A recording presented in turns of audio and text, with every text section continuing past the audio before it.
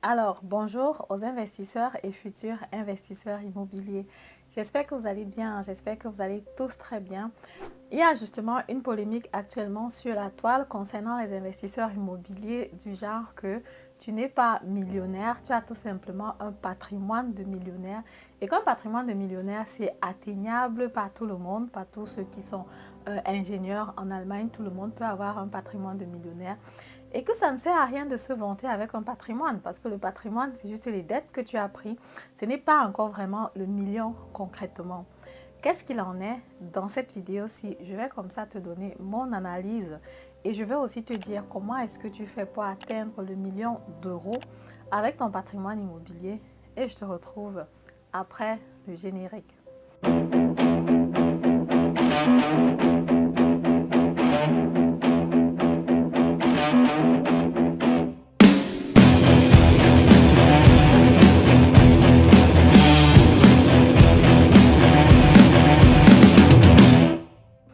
Alors, salut à toi, bonjour, mon nom c'est Madeleine Intedem, je suis investisseur immobilier, entrepreneur dans le domaine de l'immobilier, récemment auteur du livre Devenez millionnaire avec l'immobilier.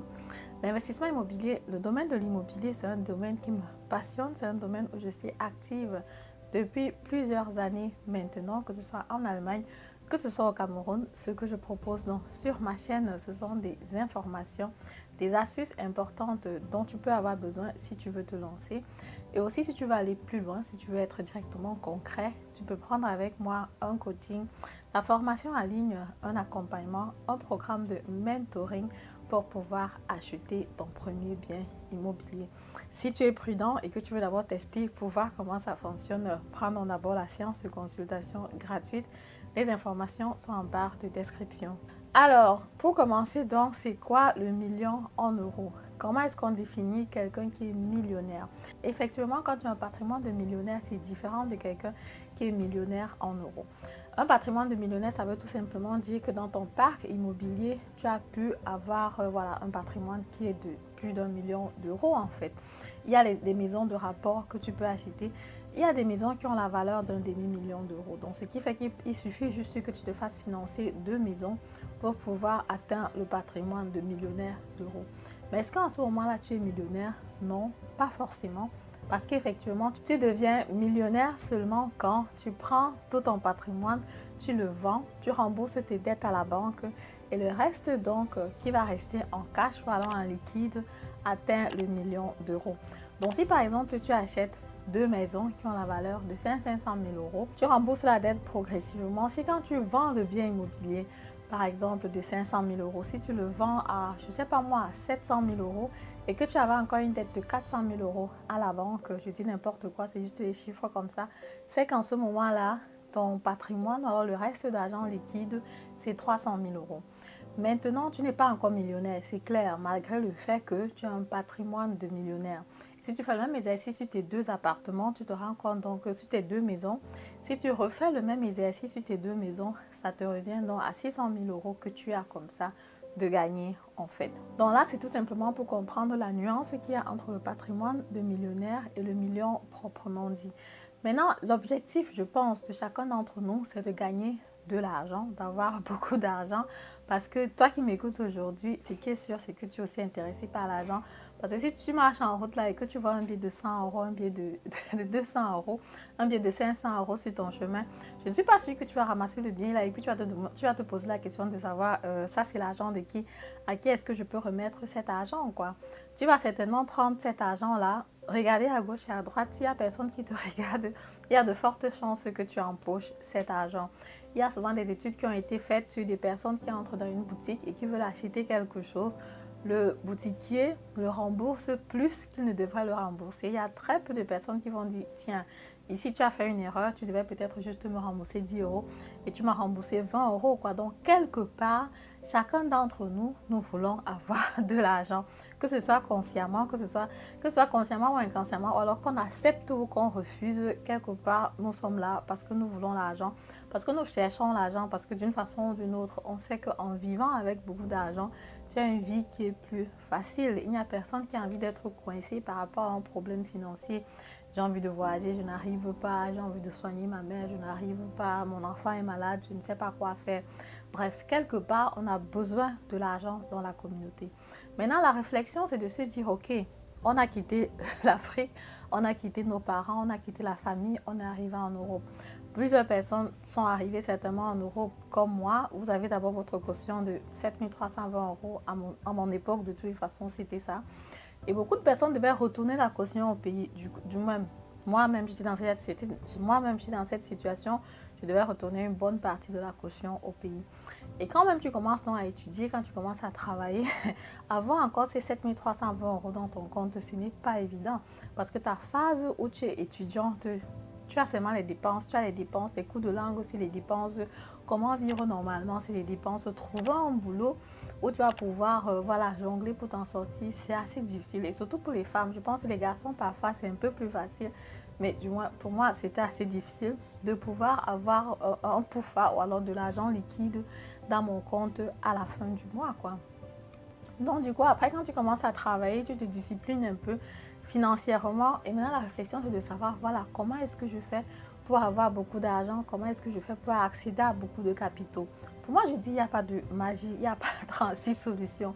Quand je regarde, par exemple, des personnes qui sont millionnaires avant nous, tu peux avoir une bonne idée, comme par exemple le créateur de Facebook. Mark Zuckerberg, tu vas avoir une bonne idée, tu vas présenter ton idée, les gens vont adhérer, les gens vont acheter, tout le monde utilise Facebook aujourd'hui. Facebook est coté en bourse, les gens vont mettre leur argent dedans. Ça va te faire un capital qui va te propulser et permettre que ta société ait un capital de millionnaire en fait, parce qu'effectivement, les gens qui mettent leur argent, la confiance qu'il y a là-dedans, fait que la valeur de la société va augmenter. Et parfois, c'est juste même une valeur ponctuelle, ce n'est pas forcément une valeur réelle. Il y a les gens qui ont créé les sociétés, les marques en ligne, et ils ont revendu très très cher à des montants assez élevés. C'est la valeur en ce moment-là. Donc du coup, tu peux avoir une idée comme ça et pap, tu deviens millionnaire. Comme on voit aux États-Unis, les personnes qui sont devenues millionnaires en créant des produits dans leur garage, mais vu que les gens ont aimé, vu que les gens ont apprécié, les gens ont investi dans leur business, ça les a permis de grandir plus rapidement.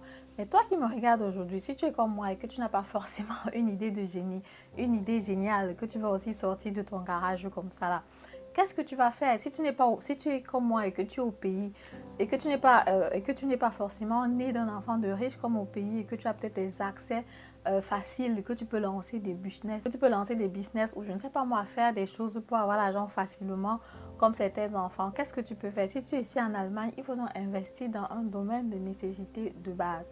Parce que quand tu regardes la pyramide de Maslow par exemple, l'être humain a besoin de quoi? L'être humain a besoin de manger. Après avoir mangé, tu as besoin de t'habiller. Après, tu as besoin de savoir là où tu vas vivre, là où tu vas dormir, là où tu vas habiter, là où tu vas te sentir à l'aise. C'est donc quoi? C'est l'immobilier. Donc du coup, le domaine de l'immobilier, c'est un domaine où les gens auront toujours besoin parce que c'est un besoin de nécessité de base. Après, quand tu as déjà un petit bien immobilier, après tu peux voir ce qui est plus grand, ce qui est plus designé et tout le reste.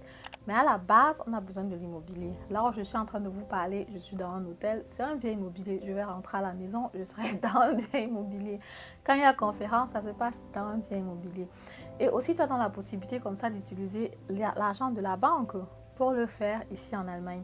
Et les personnes qui disent que bon, être millionnaire, avoir un patrimoine de millionnaire en euros, c'est facile, tout ingénieur peut le faire. Pourquoi vous ne le faites pas? Faites-le si vous pensez que c'est aussi facile que ça. Il faut le faire pour gérer des millions d'euros. C'est pas aussi évident que ça. Mais seulement, c'est déjà une astuce puissante qui peut te permettre de commencer pour aspirer aux millions. Parce que si tu n'as rien, si tu n'as même pas ce patrimoine de millionnaire là, tu vas alors faire comment pour devenir millionnaire? Tu vas commencer comment? Parce que là, je ne sais pas très bien comment tu veux commencer si tu ne veux pas commencer avec un patrimoine. Quand on prend même les personnes qui ont investi dans la bourse, comme par exemple Warren Buffett, il a utilisé l'argent des autres personnes qui lui ont fait confiance et c'est avec ça qu'il a investi et il a eu beaucoup d'argent. Quand je vais dans l'immobilier, que je prends l'argent de la banque pour investir parce que j'ai une bonne crédibilité, avec cet argent-là, je peux me faire une bonne plus-value et me rentabiliser sur le temps. J'écoutais encore un podcast récemment sur 10 ans ici en Allemagne.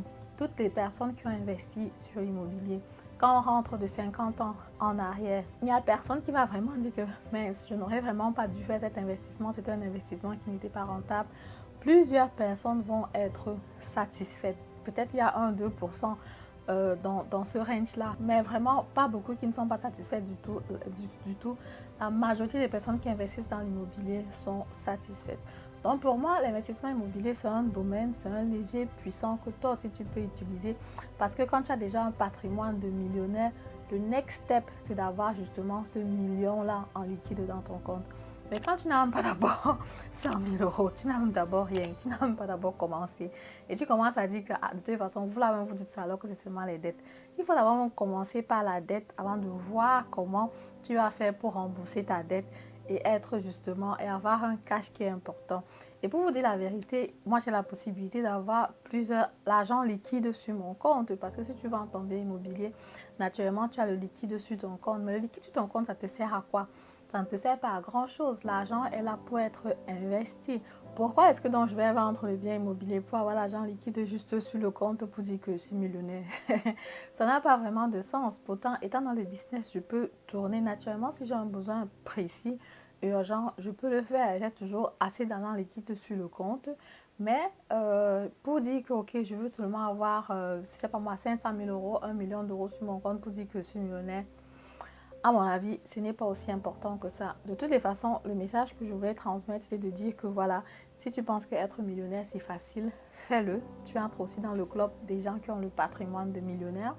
Pour être millionnaire en euros, naturellement, pour que tu rembourses, pour que ton patrimoine réel, quand on rembourse toutes tes dettes, atteint le million d'euros, il faut déjà commencer par avoir un patrimoine de dette de 1 million d'euros. Sinon, personnellement, je ne sais pas comment tu vas faire pour arriver. Si tu as une autre astuce, fais-moi savoir dans les commentaires. Je suis prête à discuter de ça avec vous. Et si la vidéo t'a plu, comme d'habitude, je t'invite à me mettre un pouce en haut, commenter la vidéo, partager la vidéo et on se dit à très bientôt pour la prochaine vidéo. Au revoir.